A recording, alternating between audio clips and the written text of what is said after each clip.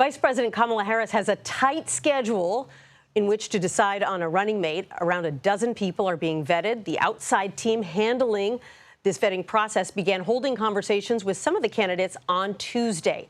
Harris's team plans on finishing this up by August 7th to meet an Ohio ballot deadline. That is not much time at all. So Robby Mook joins us now. He was the campaign manager for Hillary Clinton's 2016 campaign, so he was very involved in the vetting process there. Robby, it's so good to see you.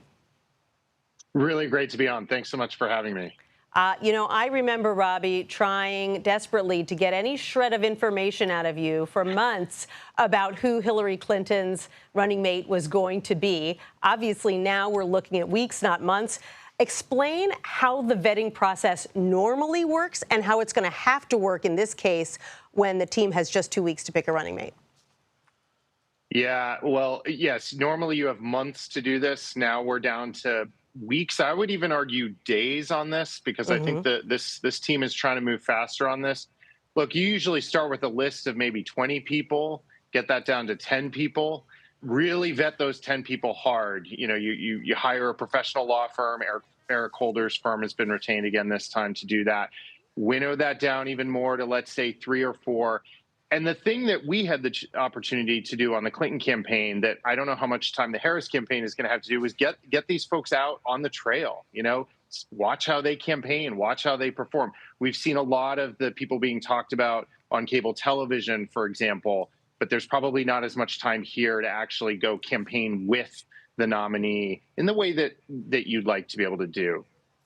When a campaign is thinking through possible running mates, how do you weigh picking someone who could help win you a key state, like Pennsylvania Governor Josh Shapiro, versus someone who maybe can help you tap into excitement in the party's base, like, say, a transportation secretary, Pete Buttigieg? How did you weigh those kinds of attributes when you ultimately, when Hillary Clinton ultimately settled on Tim Kaine, the senator from Virginia? Yeah, it's really a matrix on this, right? Certain people bring certain things. And so what attributes do you care about or think you need more? And every race and every campaign is very different. I think this campaign is special in a few ways. The first is this vice presidential nominee is coming out almost at the same time as the presidential nominee herself. And so I think this is going to be more of a team than would be normal. So that's number one. I think that makes this VP pick just a little bit more important than it might have been in other cycles. The other thing you have here is an array of really strong individuals from the battleground states. We have governors in Michigan, Wisconsin, and Pennsylvania. They're all popular. We have a popular senator from Arizona. So we have this array of people who could potentially bring some performance in those states. Now, I'm always of the belief that vice presidential candidates can't get you a ton. It's not like you can just attach them on and all of a sudden you bring an entire demographic onto the campaign. But here's the thing. There's been a lot of talk about Josh Shapiro in Pennsylvania, very popular governor, won by 20 points. If he could bring you a half a point in that state, I mean, that might be the margin of victory. Those 3 Midwestern states have been won by such tiny margins for 2 presidential cycles in a row now. So I actually think this is an embarrassment of riches this year. I don't think she can go wrong with any of the 3 or 4 folks that are being talked about. And so I'm confident she's going to have somebody strong.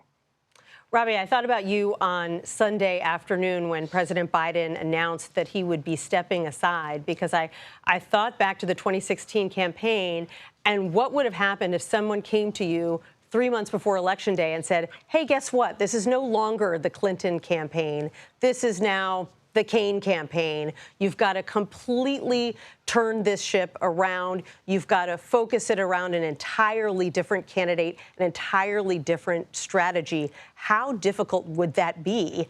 And how do you even go about doing something like that? Yeah, it's interesting. And a lot of the conversations I've had with people, they right away go to the kind of operational and mechanical aspects of the campaign. And the money, frankly. The amazing part about this transition was you had a campaign that was well over a year old, well-oiled machine, well-staffed, offices all over the country, the ground game in place. You had a bank account with well over $100 million set up. Of course, they've raised a lot more since. Hmm. All the operational and financial piece of this was in place. What they're really rushing to do right now is figure out what's the story that we need to tell.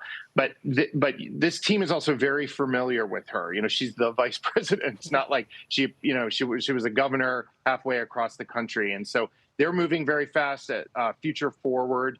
The super PAC that had been supporting President Biden and is now supporting the vice president is out just minutes ago with an ad. So this is moving very fast, but it's gone very smoothly. I think this is just about as perfect a situation as you could have.